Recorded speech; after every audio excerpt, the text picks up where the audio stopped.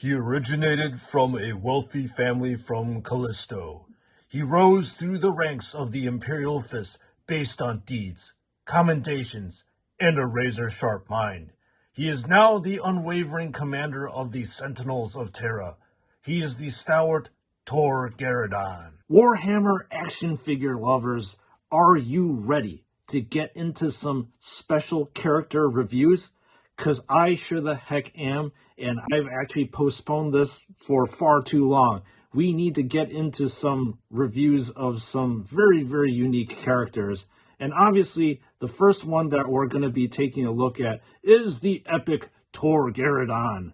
So there's really nothing to do except to jump right in. The sound of a unique character being unleashed onto the battlefield. Unveiling this big burly dude. And now for the full reveal. What a big, chunky Gravis boy. Alright, folks, let's get right down to reviewing Mr. Tor Garadon. And in typical Sprues and Studs fashion, we will take a look at Tor Garadon's face. And I really like how this face is, well, completely unique, obviously, because this is a unique character. So look at this badass guile-looking crew cut over here. It is, like I said, very unique looking. You can see a bunch of, well, his head got popped off for some odd reason. We'll pop it back in a little bit. So it looks like the eyes of Tor are completely well screened. There are no issues with that.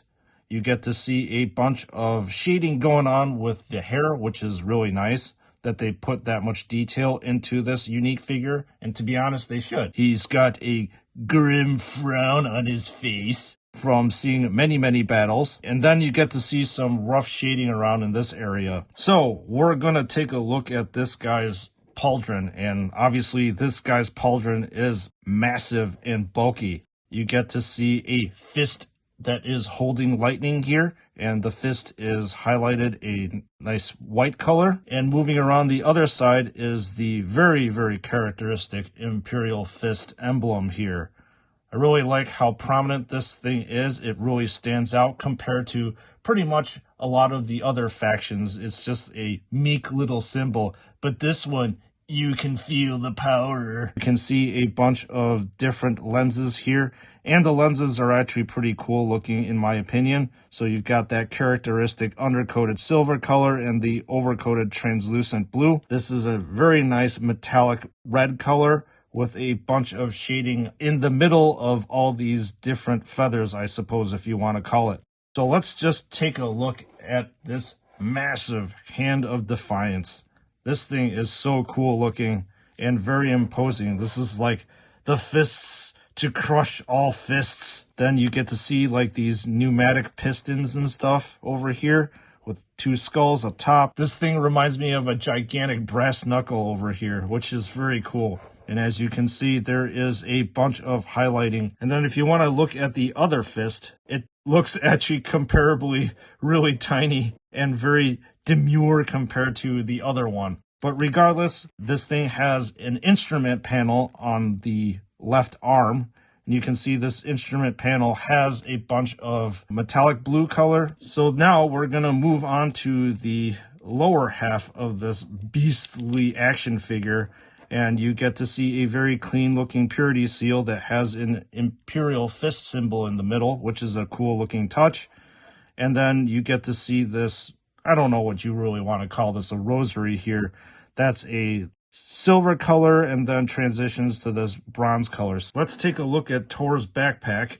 And Tor's backpack is slightly different from what you see in the Gravis armored models. You have a gigantic Grav-Gun that is attached to it. And this Grav-Gun is really cool looking and mimics exactly what a Grav-Gun is supposed to look like. It's got this characteristic muzzle up here, followed by a black casing, which has been lightly dry brushed a white color, and you can see this double Aquila here as well. So the backpack has a bunch of hoses that wire the Hand of Defiance, the Grav-Gun, as well as the other side of this guy's Gravis armor. And now we're gonna move on to this array up here, and the array has a bunch of stuff going on. So you clearly see the lenses are metallic blue colored, The red on this part is a flat red, and this is a silver color. There is a bunch of weathering going on, which matches the whole entire motif of Tor. Now let's just take a look at this regal cape over here. In the middle of this cape is clearly a heraldic shield with a Imperial fist logo in the middle of it, as well as a wreath area here. So that's nice to see. And then what's cool about this thing is that you can buckle the thing later, and I will show you. And then the cape follows the beautiful form that we have come to know and love from JoyToy. You have this flowing fabric type of look. This is obviously of a soft plastic material. And then painting wise, I think this thing is pretty superb when it comes to this look right here. You get to see the lighter red color, and then in the valleys and recesses, the darker red shading, which is fantastic. Flipping this around, it is a flat black inner cloak. Now comes the part of movement. Let's see how Tor moves.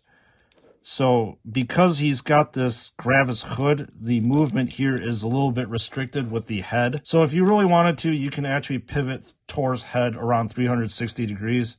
You can pivot it up and down, left and right too. So there's a good amount of mobility up here. About this arm area, you're going to get a little bit of limited motion.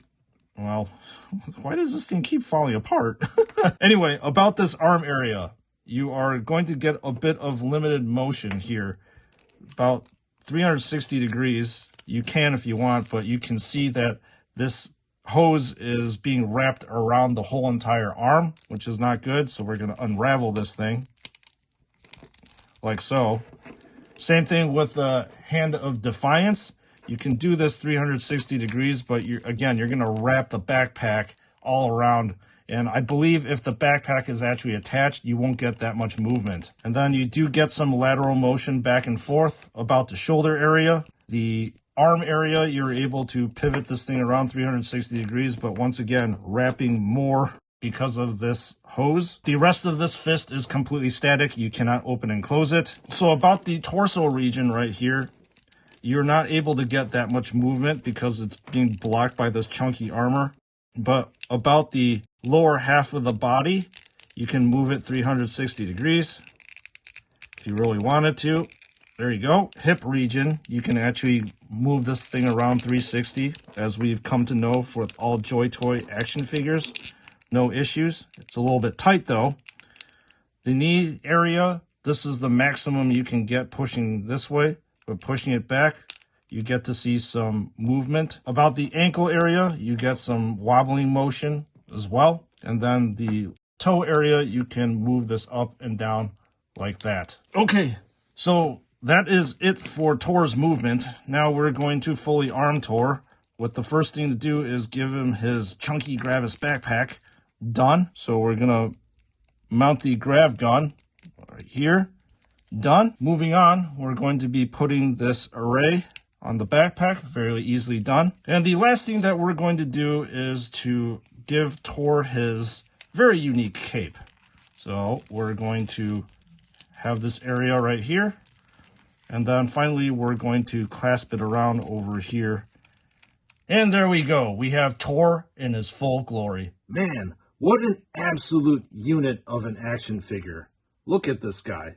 He is huge, chunky, burly, and intimidating. So what do I like about this action figure? Well, to be honest, what is there not to like about this action figure? Tor Garadon is a unique character. JoyToy did a very good job of making this unique and standing out from the rest of the Space Marine action figures that we have seen. So what do I like about Tor? Well, to be honest, the Hand of Defiance is something that we haven't seen before and is unique only to Tor Garadon. I really like how this Grav-Gun up here sits up top on the backpack and blasting enemies away. And then, obviously, I really like his face sculpt. Once again, is a unique face sculpt, unlike what we've seen before. I know that the battle damage and the grunginess is not going to be for everybody, so just FYI, if you're thinking about getting this action figure, that's something to keep in mind. Do I think he's worth it? Yes, obviously I do think that he's worth it. He's a unique character and stands out in the Imperial Fist lore.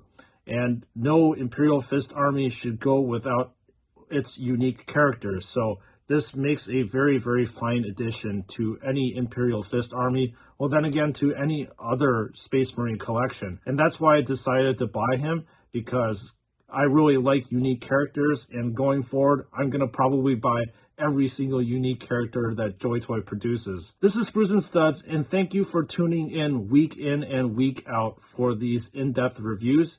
And if you are not subscribed to the channel, please consider subscribing, because I could use your support. But to those subscribers, thank you so much for watching again. Like I said, every single video, I would not be here without you. And I love all the comments that you put in the comments section, and I love all the support that you've been giving me. And as usual, I'll see you all in the next one.